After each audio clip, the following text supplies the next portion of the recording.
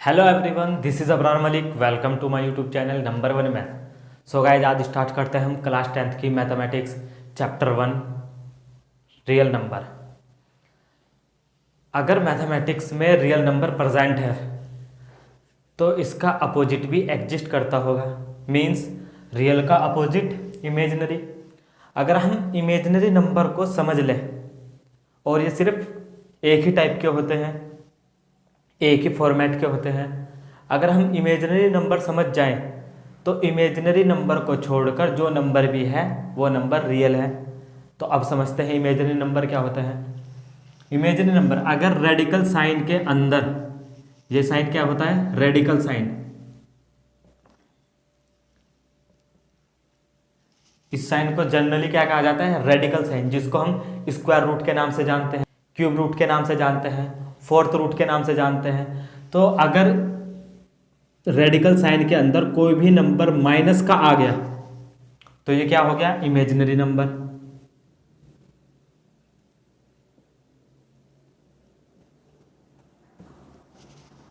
अगर radical sign के अंदर कोई भी नंबर नेगेटिव आ गया,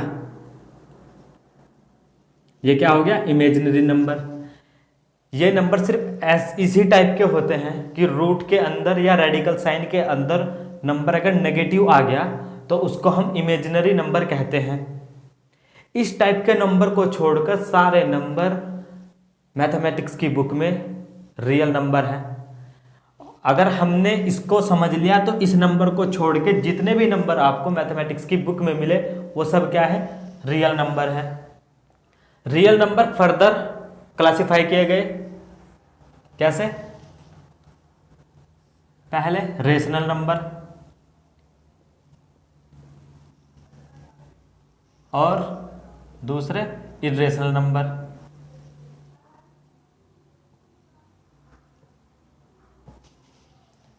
रेशनल नंबर और irrational number.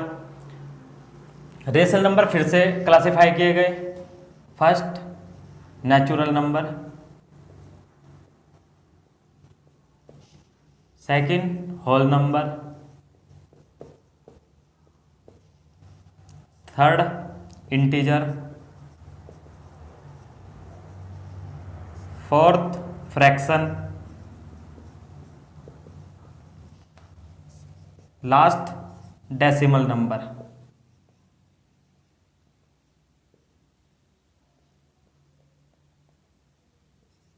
Decimal number, decimal number irrational number की कैटेगरी में भी आते हैं।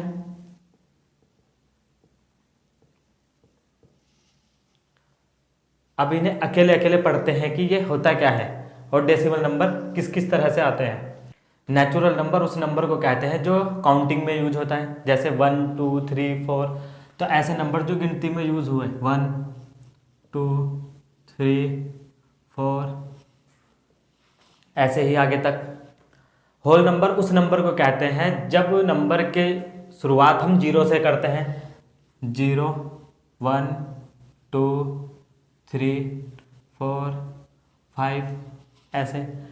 जीरो कभी भी नेचुरल नंबर नहीं होता, इसलिए हमने जीरो को कभी नेचुरल नंबर में नहीं लिखा। होल नंबर और नेचुरल नंबर में जो फर्क है, सिर्फ जो डिफरेंस है वो सिर्फ जीरो का है। अगर नंबर की शुरुआत जीरो से करते हैं तो उसको होल नंबर कहते हैं। अगर नंबर काउंटिंग पर्पस के लिए यूज हुआ है तो नेचुरल नंबर कहते हैं। तीसरा नंबर होता है इंटीजर नंबर। अभी तक हमने नेचुरल और होल जो नंबर हैं ये प्लस के हैं। जब नंबर के साथ माइनस भी इंक्लूड कर देते हैं तो उस नंबर को हम इंटीजर कहते हैं, जैसे 0 1 2 3 4। यह तो हो गया होल नंबर। अब अगर नंबर के साथ में माइनस भी प्लेस कर दो, -1 -2 -3। जब नंबर प्लस और माइनस दोनों कैटेगरी के इस इंटीजर नंबर को आते हैं। जब नंबर के सामने माइनस साइन भी इंक्लूड कर दिया जाता है तो ऐसे नंबरों को हम इंटीजर कहते हैं। तो नेचुरल नंबर हो गया जो काउंटिंग पर्पस के लिए यूज होते हैं। होल नंबर हो गया जब नंबर को स्टार्ट हम जीरो से करते हैं। और इंटीजर हो गया जब नंबर के साथ हम साइन भी कंसिडर करते हैं। तो ये माइनस के भी नंबर क्या हो गए? इंटीजर में आ गए। अब चौथा है फ्रैक्शन।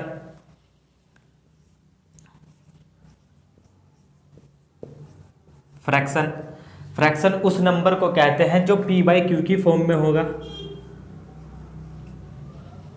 ऐसे नंबर जो p बाई क्यू की फॉर्म में होगा, जहां q कभी भी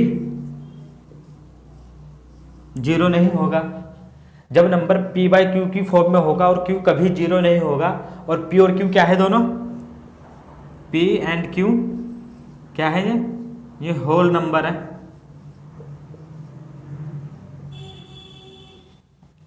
फ्रैक्शन उसको कहते हैं जो numerator divided by denominator means p by q की फॉर्म में होगा और q कभी भी जीरो नहीं होगा। इस बात का मतलब है कि q की जगह कभी भी जीरो नहीं होगा।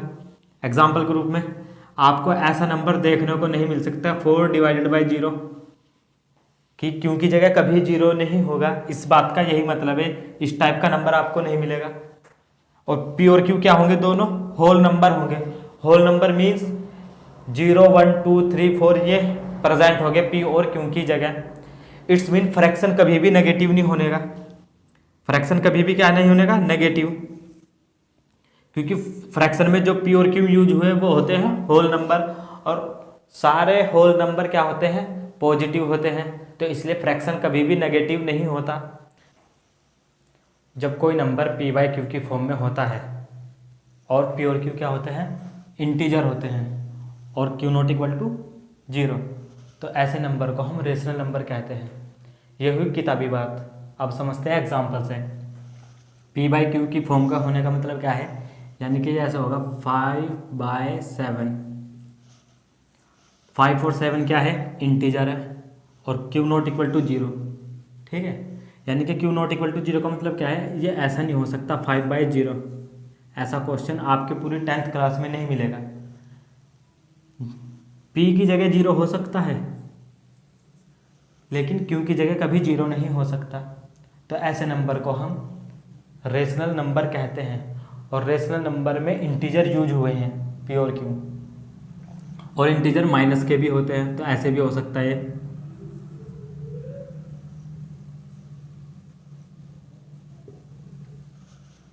तो रेशनल नंबर पॉजिटिव भी हो सकते हैं और नेगेटिव भी हो सकते हैं, क्योंकि इसमें इंटीजर होते हैं p और q, और इंटीजर में पॉजिटिव और नेगेटिव दोनों टाइप के नंबर होते हैं। जैसे हमने फ्रैक्शन में पढ़ा है, फ्रैक्शन में पॉजिटिव ही नंबर होता है। क्यों, फ्रैक्शन क्या होता है, वो भी फ्रैक्शन क्या होता है, ये भी p बाई क्यू की फॉर्म में होगा, और p और q नॉट इक्वल टू 0 यहाँ भी। और p और q क्या होते हैं, यहाँ होल नंबर होते हैं। क्या होते हैं, होल नंबर, और होल नंबर सारे के सारे क्या है, पॉजिटिव। इसलिए फ्रैक्शन सिर्फ पॉजिटिव होते हैं, और रेशनल नंबर पॉजिटिव और नेगेटिव दोनों होते हैं। और आपने देखा होगा रेशनल नंबर की कैटेगरी में मैंने natural number, whole number, integer ये सब रखे हैं।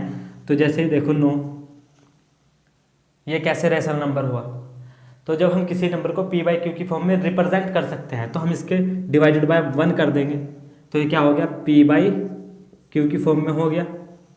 p और q क्या है, दोनों इंटीजर है, और q नॉट इक्वल टू 0। तो ऐसे नंबर को हम रेशनल नंबर कहते हैं, जब किसी भी नंबर को हम p बाई क्यू की फॉर्म में रिप्रेजेंट कर देते हैं, और q नॉट इक्वल टू 0, और p और q क्या है, इंटीजर। तो इस टाइप के नंबर को हम रेशनल नंबर कहते हैं। इर्रेशनल नंबर, मैथमेटिक्स में कुछ इस टाइप के भी नंबर है जिनको हम p बाई क्यू की फॉर्म में रिप्रेजेंट नहीं कर सकते। p और q क्या है, वहाँ इंटीजर है। इस टाइप के नंबर को इर्रेशनल नंबर कहते हैं। तो जब किसी भी नंबर को हम p बाई क्यू की फॉर्म में रिप्रेजेंट नहीं कर सकते, और p और q क्या होने चाहिए, वहाँ इंटीजर होने चाहिए, तो इस टाइप के नंबर को हम इर्रेशनल नंबर कहते हैं। जैसे एग्जांपल स्क्वायर रूट ऑफ 2, ये क्या होता है 1.4 142 1356, ऐसे इसका एंड पॉइंट हमें पता ही नहीं कहाँ है। तो इस टाइप के नंबर को हम p बाई क्यू की फॉर्म में रिप्रेजेंट नहीं कर सकते। कुछ स्टूडेंट सोच रहे होंगे कि क्यों नहीं कर सकते, कर तो सकते हैं। Square root of 2 divided by 1 कर दो, ये p बाई क्यू की फॉर्म नहीं हो गई, क्योंकि उसने सिर्फ इस बात पे ध्यान दिया p बाई क्यू की फॉर्म, दूसरी बात पे ध्यान नहीं दिया p और q क्या होने चाहिए, इंटीजर। क्या स्क्वायर रूट ऑफ 2 इंटीजर है, तो p बाई क्यू की फॉर्म तो बन जाएगी, लेकिन p और q इंटीजर होने चाहिए। तो जब इस टाइप के जो नंबर नहीं रिप्रेजेंट कर सकते हम, उसको ही तो हम इर्रेशनल नंबर कहते हैं। इसलिए क्या है, पी बाई क्यू की फॉर्म में रिप्रेजेंट नहीं कर सकते। कुछ बच्चे ऐसा भी सोच रहे होंगे कि पॉइंट उठाओ और नीचे क्या कर दो, 0, जितने नंबर है पीछे, जैसे 6th क्लास में करते थे, डेसिमल नंबर को कन्वर्ट करते थे रेशनल नंबर में या फ्रैक्शन नंबर में, तो क्या करते थे, पॉइंट उठा के 0 बढ़ा देते थे। लेकिन हमें ये तो नहीं पता नीचे कितने 0 आएगी, क्योंकि हम इसका एंड पॉइंट ही नहीं पता। तो जब हम नंबर को पी बाई क्यू की फॉर्म में रिप्रेजेंट नहीं कर सकते, इस टाइप के नंबर को ही हम इरेशनल नंबर कहते हैं। कुछ उसके एग्जांपल जैसे है स्क्वायर रूट ऑफ 2, दूसरा है पाई, जो आपकी किताबों में बहुत यूज है, जिसकी वैल्यू होती है 3.141592653 ऐसे, इसका भी एंड पॉइंट नहीं पता हमें। तो इस टाइप के जो नंबर होते हैं वो क्या होते हैं, इरेशनल। लेकिन आपने क्लास 9th के chapter 12 surface area and volume में पढ़ा होगा, यूज पाई इक्वल टू 22/7। तो कुछ स्टूडेंट सोच रहे होंगे ये तो ठीक है, पी बाई क्यू की फॉर्म भी है, पी और क्यू क्या है, इंटीजर भी है, और क्यू नॉट इक्वल टू 0 भी है। ये तो यहाँ पे रेशनल हो रहा और यहाँ पे इरेशनल, यह कैसा कॉन्ट्राडिक्शन है? कॉन्ट्राडिक्शन कुछ नहीं है, ये हम पाई की वैल्यू 22/7 अपनी कैलकुलेशन ईजी करने के लिए लेते हैं, ताकि क्वेश्चन की प्रॉब्लम और कॉम्प्लेक्स ना हो, क्योंकि क्वेश्चन आसानी से हल हो जाए, इसलिए पाई की वैल्यू हम 22/7 लेते हैं। 22/7 को जब आप अलग से डेसिमल में रिप्रेजेंट करोगे तो इसकी वैल्यू क्या आती है, 3.14, इसके अप्रोक्स आती है, क्योंकि इसकी वैल्यू पाई की वैल्यू 22/7 के अप्रोक्स होती है, तो इसलिए हम कैलकुलेशन पर्पज़ के लिए इसको 22/7 कंसिडर कर लेते हैं। तो यहाँ से मत बताना पाई एक रेशनल है, पाई एक इरेशनल नंबर है जिसकी वैल्यू ये होती है। क्योंकि आपने देखा होगा कि रेशनल नंबर में मैंने डेसिमल फॉर्म भी लिखी, इरेशनल नंबर में भी डेसिमल फॉर्म लिखी, तो डेसिमल नंबर कब रेशनल होगा कब इरेशनल होगा, थोड़ी बात अब इस पे भी करते हैं। टाइप्स ऑफ डेसिमल नंबर कब रेशनल होगा कब इरेशनल कहते हैं, तो इसको थोड़ा समझ लेते हैं, इस पे भी बोर्ड में क्वेश्चन पूछे जाते हैं। तो सबसे पहला है डेसिमल एक्सपांसन टर्मिनेटिंग। इसका मतलब क्या है, इसका मतलब यह है कि पॉइंट के बाद वैल्यू टर्मिनेट हो जाएगी, खत्म हो जाएगी। जैसे एग्जाम्पल के रूप में 0.2, पॉइंट के बाद वैल्यू खत्म हो गई, 0.625, पॉइंट के बाद वैल्यू टर्मिनेट हो गई। तो इस नंबर को हम पी बाई क्यू की फॉर्म में रिप्रेजेंट कर सकते हैं। तो इसका पी बाई क्यू फॉर्म क्या बनेगा, 2/10, और इसका 5/8, क्योंकि इस कैटेगरी के नंबर को हम पी बाई क्यू की फॉर्म में रिप्रेजेंट कर सकते हैं, और पी और क्यू क्या है, इंटीजर, और क्यू नॉट इक्वल टू 0, तो इस टाइप के नंबर को हम रेशनल नंबर की कैटेगरी में ले सकते हैं। अब दूसरा देखते हैं, decimal expansion non terminating and repeating. इसका मतलब क्या है कि डेसिमल के बाद वैल्यू टर्मिनेट नहीं होने की बट रिपीट करेगी। जैसे एग्जाम्पल के रूप में 0.33, ये वैल्यू पॉइंट के बाद ख़त्म नहीं हो रही और रिपीट हो रही, तो इसलिए इसका नाम नॉन टर्मिनेट रिपीटिंग रख दिया। दूसरा एग्जाम्पल 0.142857, तो ये भी देखो पॉइंट के बाद पूरा का पूरा एक ग्रुप नंबर का रिपीट हो रहा, तो पॉइंट के बाद वैल्यू ख़त्म नहीं हो रही बट रिपीट हो रही, तो इस टाइप के नंबर को भी हम पी बाई क्यू की फॉर्म में रिप्रेजेंट कर सकते हैं। इसका 1/3 होगा और इसका 1/7। तो क्योंकि हमने इसको पी बाई क्यू की फॉर्म में रिप्रेजेंट कर दिया, इसलिए हम इसको भी रेशनल नंबर की कैटेगरी में ले सकते हैं। ठीक है। अब तीसरा है decimal expansion non terminating non repeating. इसका मतलब क्या है, पॉइंट के बाद वैल्यू क्या होगी, ना तो टर्मिनेट होने की और ना ही रिपीट होने की।